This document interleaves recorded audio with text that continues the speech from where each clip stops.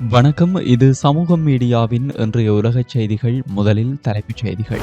Iran பொய் சொல்கிறது, Marco Rubio அதிரடி, ஹோர்முஸில் அமெரிக்காவின் விஸ்வரூபம். வானை பிளக்கும் ஏவுகணைகள். இரண்டாவது நாளாக ஈரானின் தாக்குதலை முறியடித்த அமீரகம் 549 ஏவுகணைகளை வீழ்த்தி சாதனை.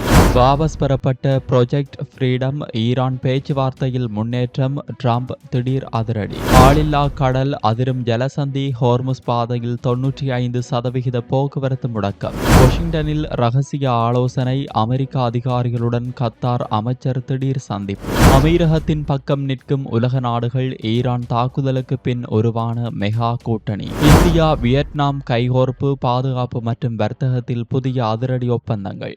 வாடிக்கையாளர்கள் நேரம் பார்க்க மாட்டார்கள், எப்பொழுதும் இணைப்பில் இருங்கள். Fourth Monkey Connect. இன்றே உங்கள் வியாபாரத்தை பதிவு செய்யுங்கள். இப்போதே வாட்ஸ்அப் செய்யுங்கள்.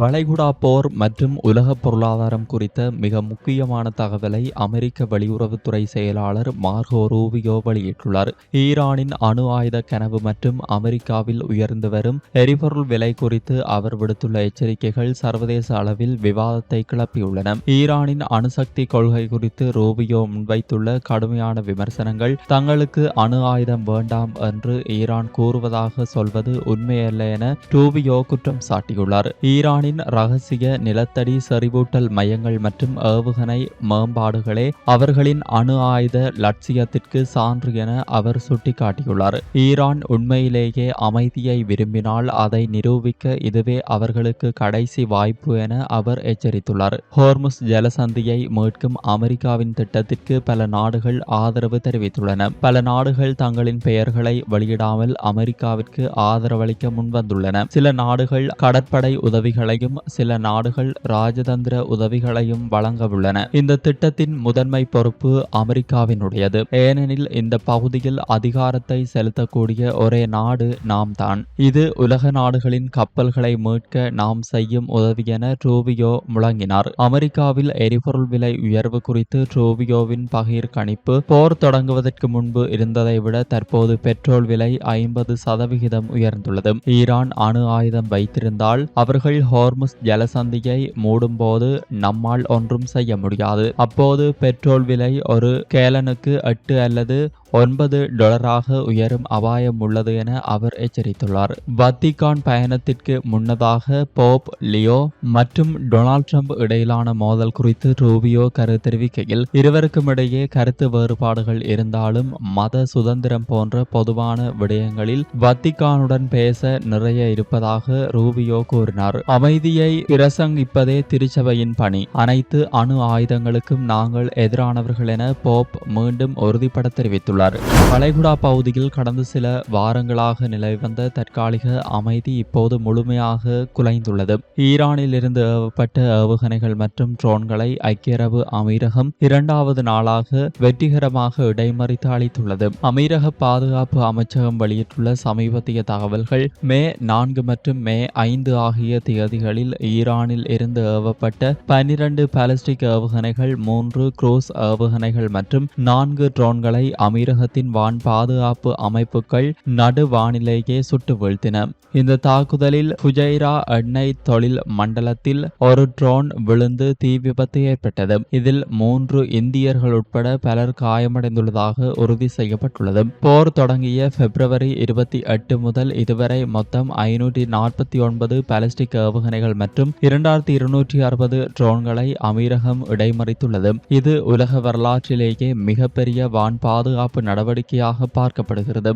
தாக்குதல்கள் தீவிரமடைந்துள்ளதால் மே 4 முதல் மே 11 வரை ஒரு வாரத்திற்கு தனது வான்வழியை அமீரகம் பகுதியாக மூடியுள்ளது. இதனால் துபாய், அபுதாபி மற்றும் ஷார்ஜா செல்லும் சர்வதேச விமான சேவைகள் பெரும் பாதிப்புக்குள்ளாகியுள்ளன. துபாய் மற்றும் அபுதாபி குடியிருப்பாளர்களுக்கு அவர்களின் மொபைல் போன்களில் அவசர எச்சரிக்கை அனுப்பப்பட்டு பாதுகாப்பான இடங்களுக்கு செல்லுமாறு அறிவுறுத்தப்பட்டுள்ளனர். இந்த தாக்குதல்களை தான் நடத்த நடத்தவில்லை என ஈரான் மறுத்துள்ள போதிலும் அமீரகம் தனது பாதுகாப்பு உரிமையை நிலைநாட்டியுள்ளது. இது அமெரிக்காவின் ராணுவ சாகசத்தால் ஏற்பட்ட விபத்து என ஈரான் கூறுகிறது. எங்கள் நாட்டின் இறையாண்மையை சீண்டினால் கடும் விளைவுகளை சந்திக்க நேரிடும் என அமீரகம் எச்சரித்துள்ளது. வளைகுடா போரை முடிவுக்கு கொண்டுவரும் நோக்கில் அமெரிக்க அதிபர் டொனால்ட் ட்ரம்ப் ஒரு வரலாற்று சிறப்புமிக்க அறிவிப்பை வெளியிட்டுள்ளார். ஈரானுடனான அமைதி பேச்சுவார்த்தையில் ஏற்பட்டுள்ள முன்னேற்றம் மற்றும் பாகிஸ்தானின் மத்தியஸ்தம் காரணமாக அமெரிக்காவின் ராணுவ நடவடிக்கையான ப்ரொஜெக்ட் ஃப்ரீடம் தற்காலிகமாக நிறுத்தி வைக்கப்பட்டுள்ளது. அதிபர் டொனால்ட் ட்ரம்ப் தனது வலைத்தள பக்கத்தில் வெளியிட்டுள்ள பதிவின்படி ஹோர்முஸ் ஜலசந்தி வழியாக சிக்கியுள்ள கப்பல்களை மீட்கும் ப்ரொஜெக்ட் ஃப்ரீடம் தற்காலிகமாக நிறுத்தப்பட்டுள்ளது. பாகிஸ்தான் பிரதமர் ஷேபாஸ் ஷெரீப் மற்றும் ராணுவ தளபதி ஆசிம் முனீர் ஆகியோரின் கோரிக்கையை ஏற்று இந்த முடிவு எடுக்கப்பட்டுள்ளதாக ட்ரம்ப் குறிப்பிட்டுள்ளார். ஈரானுடன் ஒரு முழுமையான மற்றும் நிரந்தர அமைதி ஒப்பந்தத்தை எட்டுவதில் மகத்தான முன்னேற்றம் ஏற்பட்டுள்ளதாக அவர் மகிழ்ச்சி தெரிவித்துள்ளார். சுதந்திர திட்டம் நிறுத்தப்பட்டாலும் ஈரான் மீதான அமெரிக்காவின் பொருளாதார பிடி தளரவில்லை. ஈரான் துறைமுகங்களுக்கு செல்லும் மற்றும் அங்கிருந்து வரும் கப்பல்களை தடுக்கும் கடற்படை முற்றுகை முழு வீச்சில் அமலில் இருக்கும் என ட்ரம்ப் தெளிவுபடுத்தியுள்ளார். ஈரான் தனது அணுசக்தி மற்றும் ஏவுகணை திட்டங்களில் முழுமையான சமரசம் செய்து கொண்டால் மட்டுமே இந்த முற்றுகை நீக்கப்படும் என எதிர்பார்க்கப்படுகிறது. இஸ்லாமாபாத்தில் நடைபெற்று வரும் பேச்சுவார்த்தைகள் ஒரு நல்ல முடிவை நோக்கி செல்வதை இது காட்டுகிறது. ட்ரம்பின் இந்த முடிவை இஸ்ரேல் ஆதரிப்பதாகவும் அதே சமயம் ஈரான் மீதான கண்காணிப்பை தீவிரப்படுத்தியுள்ளதாகவும் தகவல்கள் தெரிவிக்கின்றன. உலக பொருளாதாரத்தின் இரத்த நாளமாக திகழும் ஹோர்முஸ் ஜலசந்தி தற்போது ஒரு போர்க்களமாக மாறியுள்ளது. கடந்த 48 மணி நேரத்தில் நடந்த தொடர் தாக்குதல்களை தொடர்ந்து இந்த பாதையில் பயணம் செய்வது உயிருக்கு ஆபத்தானது என ஐக்கிய ராஜ்ய கடல்சார் வர்த்தக நடவடிக்கைகள் அமைப்பு சிவப்பு எச்சரிக்கை விடுத்துள்ளது. குறித்த அமைப்பு வெளியிட்டுள்ள அதிர்ச்சி தரும் புள்ளி விவரங்களின்படி சராசரியாக நாளொன்றுக்கு 138 வணிக கப்பல்கள் கடந்து செல்லும் இந்த பாதையில் மே 3 அன்று வரும் 6 கப்பல்களும் மே 4 அன்று வரும் 5 கப்பல்களும் மட்டுமே பயணித்துள்ளன. 95% மேலான கப்பல் போக்குவரத்து முடங்கியுள்ளதால் கச்சா எண்ணெய் மற்றும் எரிவாயு விநியோகம் உலகளவில் ஸ்தம்பிக்க தொடங்கியுள்ளது. ஜலசந்தியில் நிலவும் தற்போதைய அபாயங்கள் குறித்து அந்த அமைப்பு எச்சரித்துள்ளது. கடலுக்கு அடியில் ஈரான் கன்னிவெடிகளை புதைத்துள்ளதாக தகவல்கள் வெளியாகியுள்ளன. வானிலிருந்து ஆளில்லா விமானங்கள் மூலம் கப்பல்கள் தாக்கப்படும் அபாயம் நீடிக்கிறது. ஈரானிய கடற்படை படைகள் இப்பகுதி வழியாக செல்லும் கப்பல்களை மிரட்டுவதும் வலுக்கட்டாயமாக தடுத்து நிறுத்துவதும் கடந்த 48 மணி நேரத்தில் அதிகரித்துள்ளது. ஹோர்முஸ் மட்டுமின்றி ஓமான் வளைகுடாவும் இப்போது அபாயகரமான பகுதியாக அறிவிக்கப்பட்டுள்ளது. இப்பகுதியில் அமெரிக்க மற்றும் ஈரானிய கடற்படைகளின் நடமாட்டம் மிக அதிகமாக இருப்பதால் எந்த நேரத்திலும் ஒரு பெரிய போர் வெடிக்கலாம் என அஞ்சப்படுகிறது.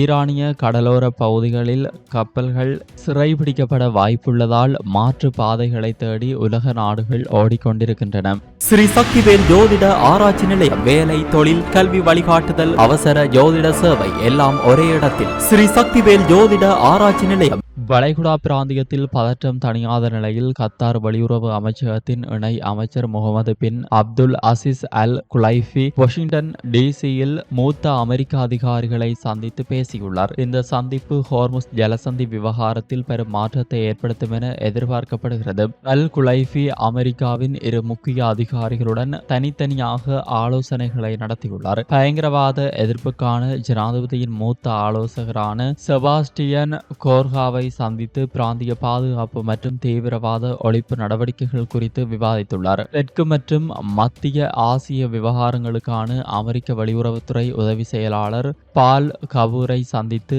ஆசிய பிராந்தியத்தில் நிலவும் சமீபத்திய முன்னேற்றங்கள் குறித்து ஆலோசனை நடத்தினார். ஈரானுக்கும் அமெரிக்காவுக்கும் இடையே பலமுறை தூதுவராக செயல்பட்டுள்ள கத்தார் தற்போது நிலவும் போர் சூழலை தணிக்க மீண்டும் ஒரு ராஜதந்திர முயற்சியில் இறங்கியுள்ளதாக கருதப்படுகிறது. மத்திய கிழக்கு மற்றும் அமெரிக்காவில் ஏற்பட்டுள்ள சமீபத்திய அரசியல் மாற்றங்கள் குறித்து இந்த கூட்டங்களில் விரிவாக விவாதிக்கப்பட்டுள்ளது. பயங்கரவாத எதிர்ப்பு முயற்சிகளில் இரு நாடுகளும் இணைந்து செயல்படுவதற்கான புதிய வழிகள் குறித்து அதிகாரிகள் ஆலோசித்தனர். அதிபர் ட்ரம்ப் சுதந்திர திட்டத்தை தற்காலிகமாக நிறுத்துவதாக அறிவித்த சில மணி நேரங்களிலேயே கத்தார் அமைச்சரின் இந்த சந்திப்பு நடந்துள்ளது. ஈரானுடன் இறுதி ஒப்பந்தம் எட்டுவதற்கான பேச்சுவார்த்தைகளில் கத்தாரின் பங்களிப்பு முக்கியமானது என அரசியல் வல்லுநர்கள் கருதுகின்றனர்.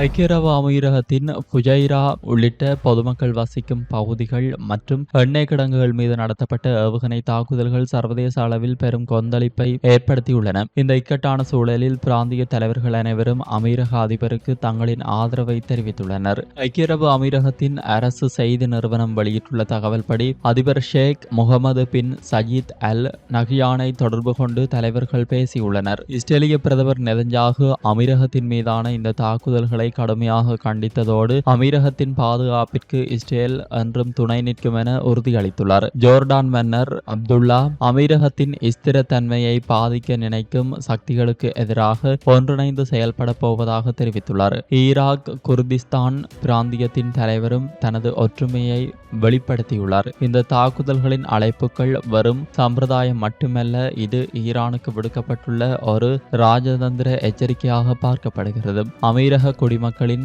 பாதுகாப்பை உறுதி செய்ய எடுக்கப்படும் அனைத்து ராணுவ நடவடிக்கைகளுக்கும் இந்த நாடுகள் தங்களின் முழு ஆதரவை வழங்கியுள்ளன. மக்கள் வசிக்கும் பகுதிகளில் ஏவுகணைகளை வீசுவது சர்வதேச விதிகளுக்கு எதிரானது என அத்தலைவர்கள் சுட்டிக்காட்டியுள்ளனர். இந்த தலைவர்களின் ஒன்றிணைவு வளைகுடா பகுதியில் ஈரானுக்கு எதிராக ஒரு வலுவான தற்காப்பு கூட்டணியை உருவாக்குவதற்கான அறிகுறியாக தெரிகிறது.